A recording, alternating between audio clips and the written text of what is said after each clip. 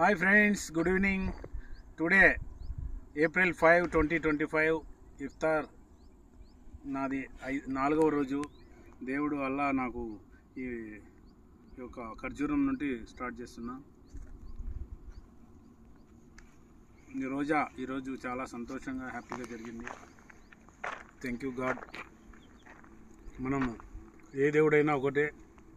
ప్రపంచంలో మానవాళి సన్మార్గంలో నడవాలంటే మతాలు అవసరము, విశ్వాసాలు అవసరము. కానీ ఏ మతం గొప్పది, ఏ మతం చిన్నది, ఈ మతం అనకుండా అన్ని మతాల సారాంశము దేవుడు.